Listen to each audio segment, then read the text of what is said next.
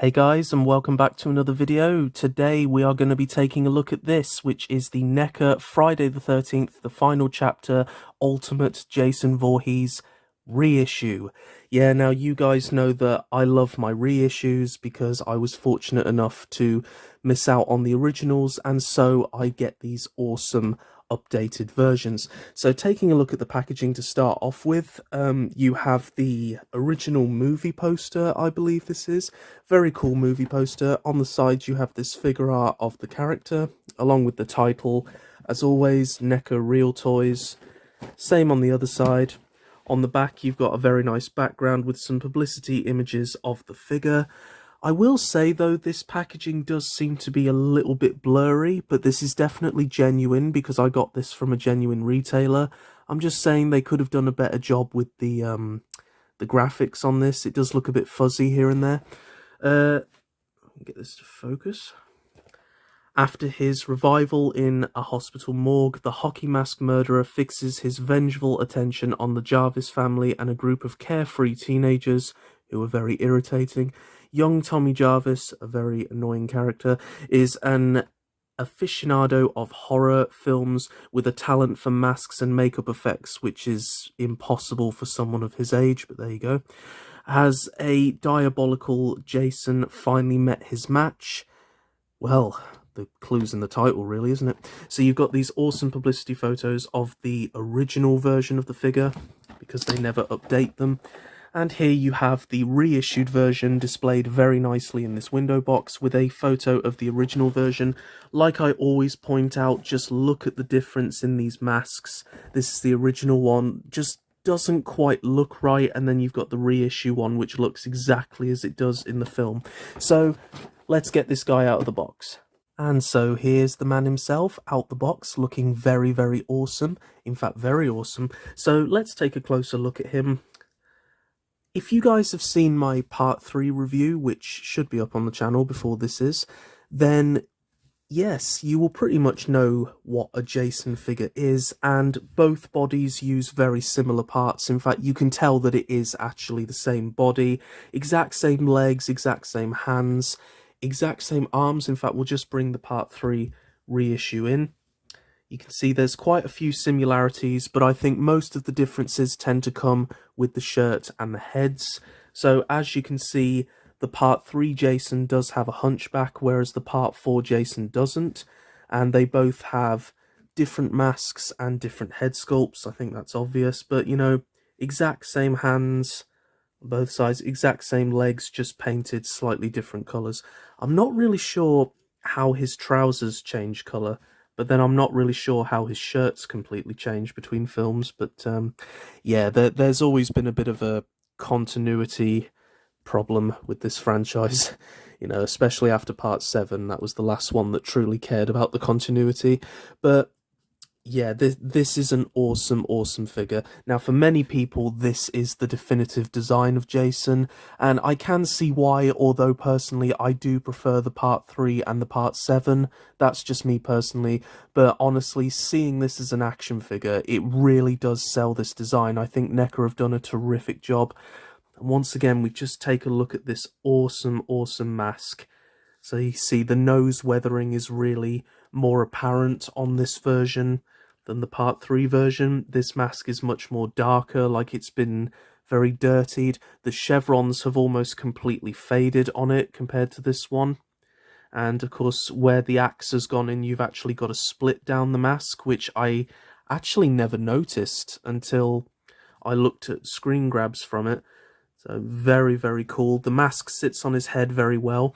It is quite a bit more tighter than the part 3 version, so I do tend to be very careful when I'm removing it because I really don't want to break the straps.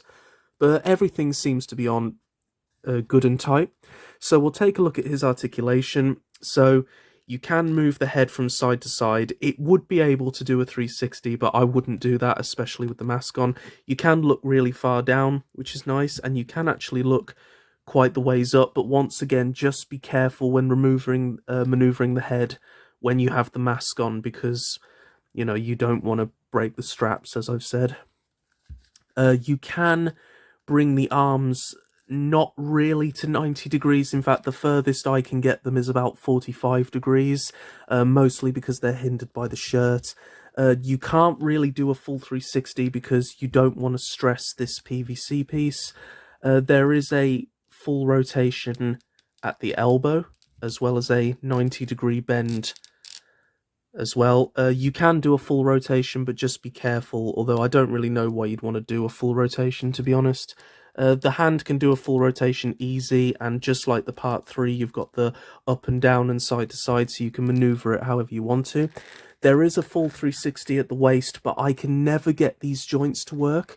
You can actually also lean him side to side and slightly forward and back, so this is a ball joint, but it just never seems to work that well, so I personally don't use it. You can bring the legs only slightly out because the trousers do hinder them quite a bit. You can put them back slightly as well, and they do come out to the sides.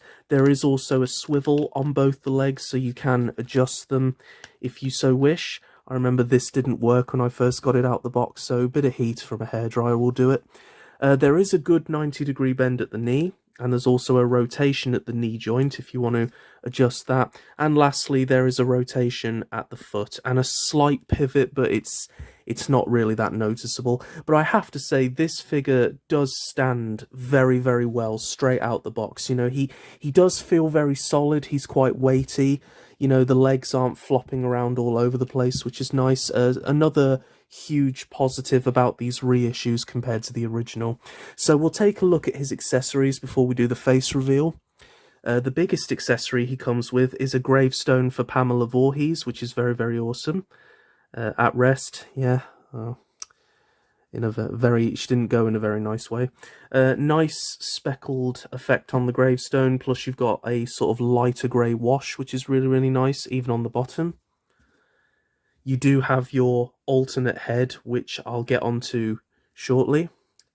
You have a swappable hand, which is ever so slightly bigger, just to hold those more big-handled accessories. Now, once again, another complaint that I do have about these figures is they only have gripping hands for one side. I wish they would give gripping hands for both sides, you know, in case you wanted to hold the axe with both hands.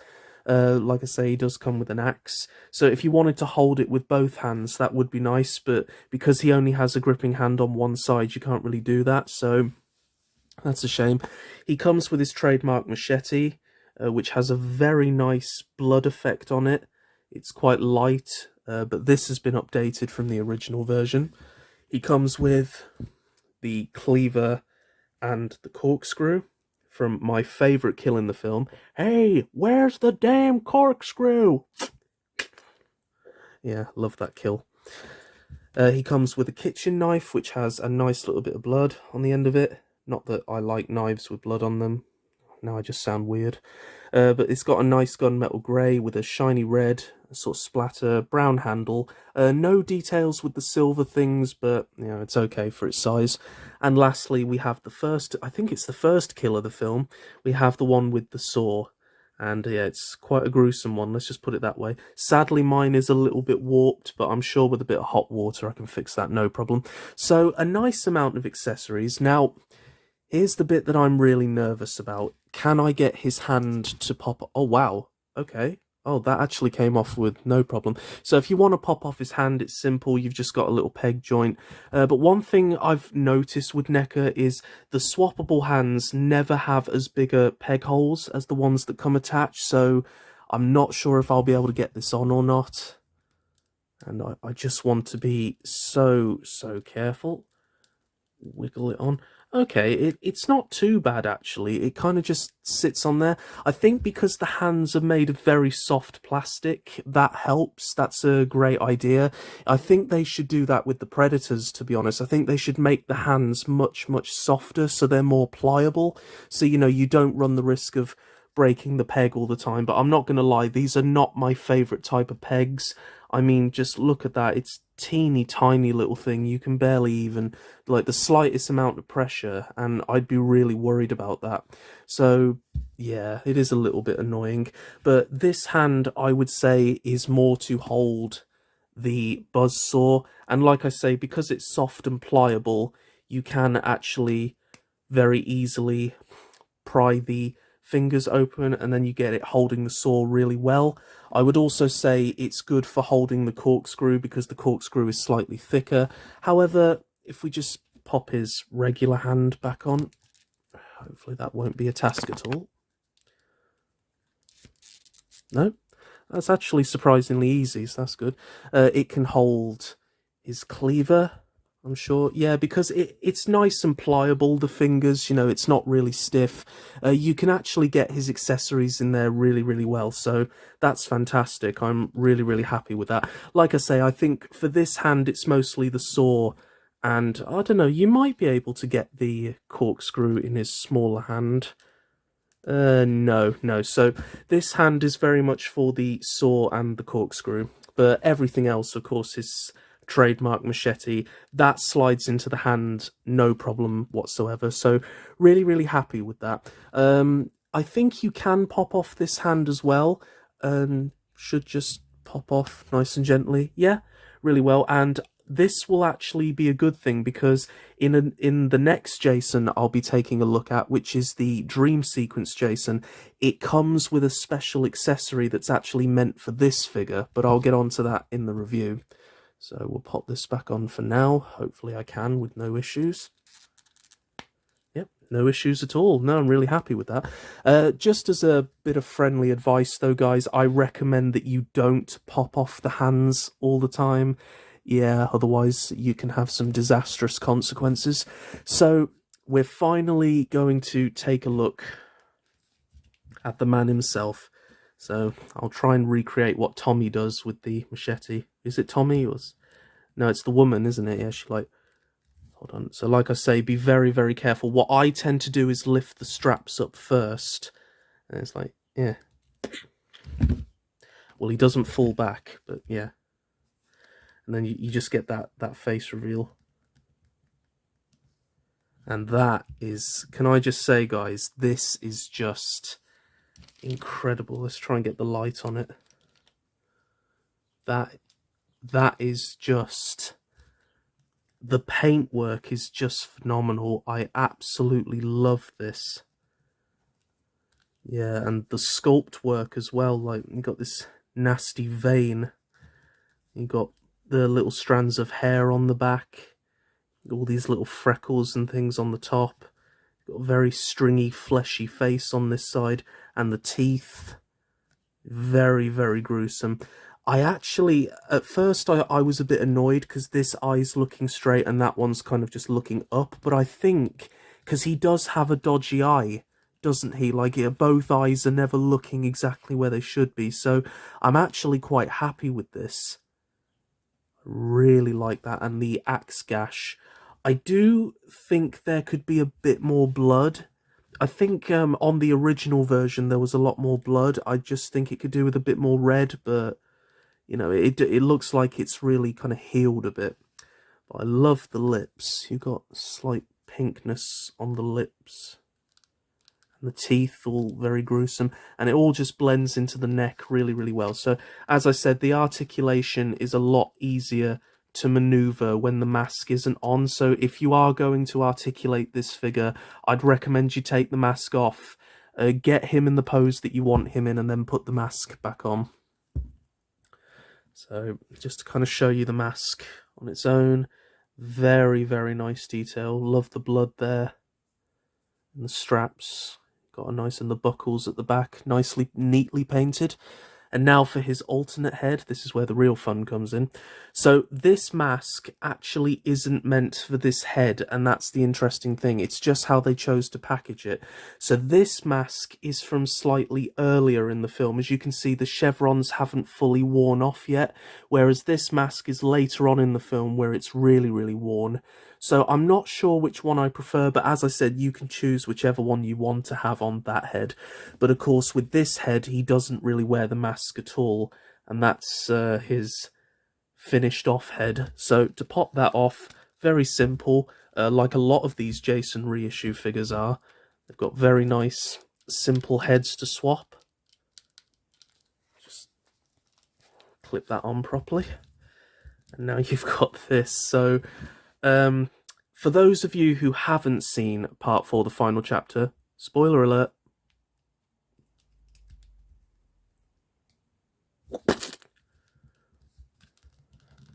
Yeah.